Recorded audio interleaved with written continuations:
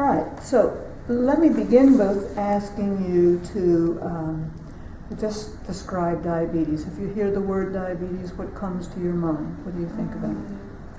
Well, at one time, you know, I didn't think anything about it, you know, but my mother had it and my daddy had it. But the first thing comes to my mind, as always, is it just say sugar, you know, sugar diabetes, you know, and that's, when we used to hear that, that's all we would think about. We didn't know anything else beyond that. And is that what people call diabetes here? Sugar diabetes. Sugar That's diabetes. what, I mean, years ago, that's what they would say. So you don't have diabetes yourself? Well, the doctor told me that I did. She told me that I was diabetic, and then, but I wasn't taking anything for it. And then I had surgery in March, open heart surgery. And that's when they put me on some medicine. And but as of now, I'm not taking anything. Okay, and how long ago did he tell you that you had diabetes? That was last year. Okay. Sometime last year. So did you change anything in your lifestyle after? Well, I tried to. I thought about it a lot, and I tried to change my eating habits some, not completely, but some, you know. And what was the most challenging thing? Potato chips and things like that. But I would always, when I would eat potato chips, I would always try to brush the salt and stuff off of it and stuff like that. But I don't think that was doing, you know, too much good. But just basic things like that. And I didn't know about the fruit, you know. I didn't know about how much sugar, you know, that fruit. I was reading where it said that fruits are 100% sugar, you know, and I didn't realize that. And I love fruit. So you have to kind of still eat it. You can still eat it, but you just have to, you know, not have a candy bar afterwards. Yeah, that's right. Do you have other people in your family with diabetes? Well, like I said, my mother was diabetic, and she was taking insulin. She's passed away. And my daddy also was diabetic. He was on the pills, taking pills. And I had a brother. He passed away about 2 months ago. And my baby brother, he's on pills. So it's a big family concern for you, isn't it? Yeah. Do you have children? Yes, I have 2. And are you concerned about them? Yes, I'm concerned about them because my son, he loves to eat, and he doesn't think about the results or what can happen after. But I keep telling him, you know, he needs to slow down. He doesn't need to eat all of that fried food, you know, all that grease and so. And my daughter, she's already on high blood pressure medicine. And so and cholesterol medicine. So I'm concerned about her also, you know. And I want them to do better than I did, you know. Certain foods, whatever, what they eat. And what about grandchildren? Yes, I have 5 grandchildren. We're going to be just a few more minutes. That either way? Yes, but that'll be all right. Thank you.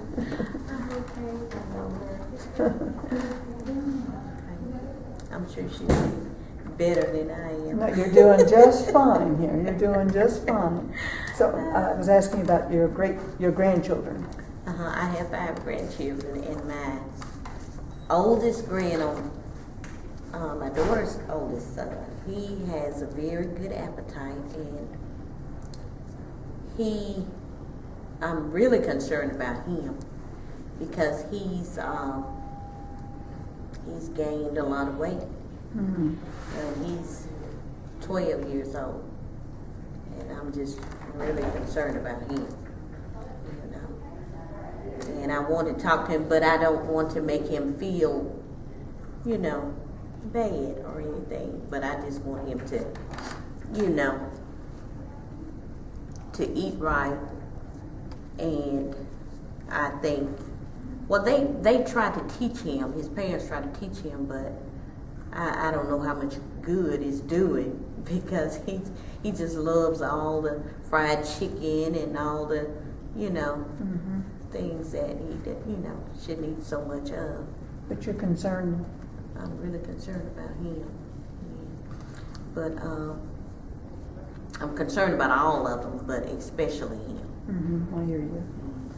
So, do you think that there's things in the community that cause diabetes?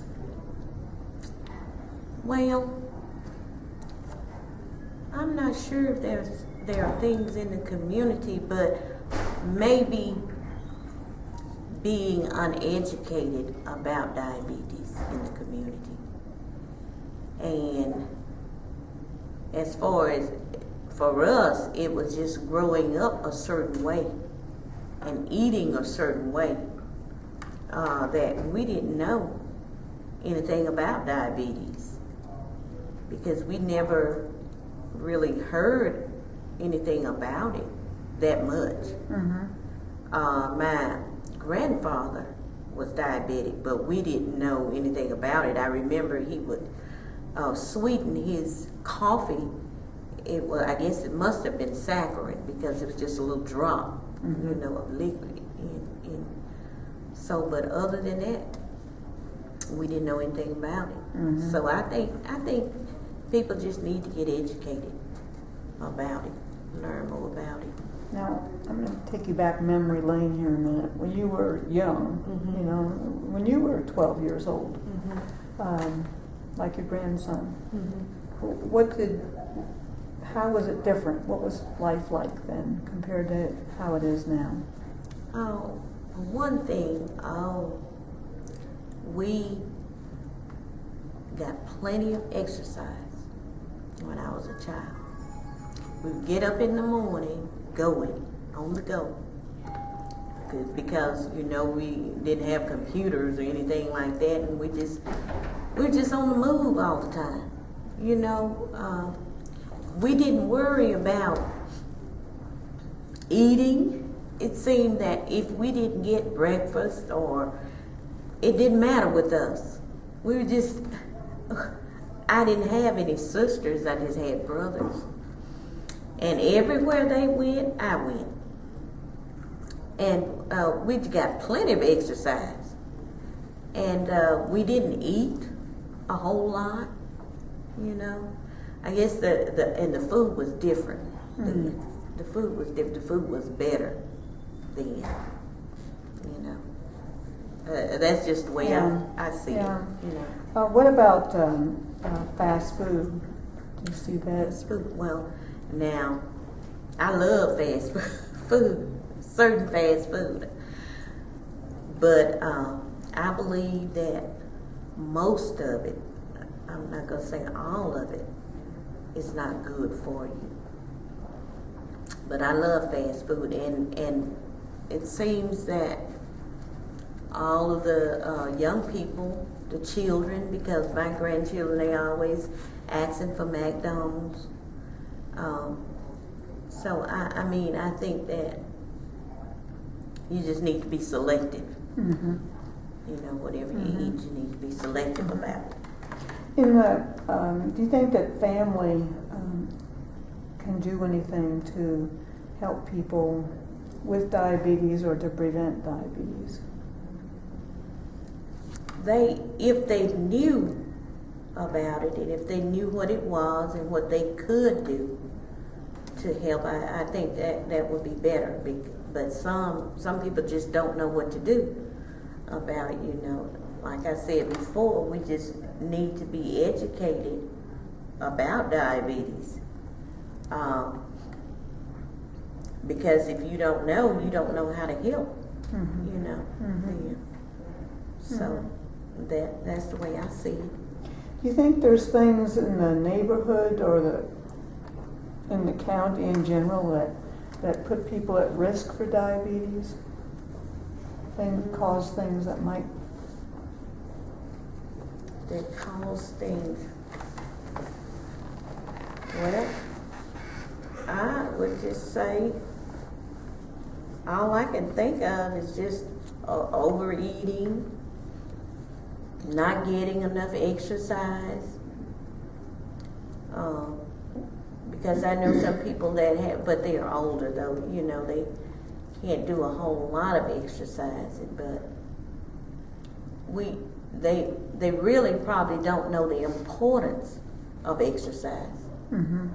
You know, and I just, because I didn't know, I went to a diabetes class, and they were telling me some things, but I didn't know how really important exercise was. So, but now I've started to walking and trying to do, you know, more activities. And if they would, I guess, find something that they really like to do, you know, in the community, I think it would be more helpful to them. Mm-hmm. And since you've been exercising, you're doing a little better? I'm doing better. Yeah. I'm doing better. Blood pressure every day when I walk.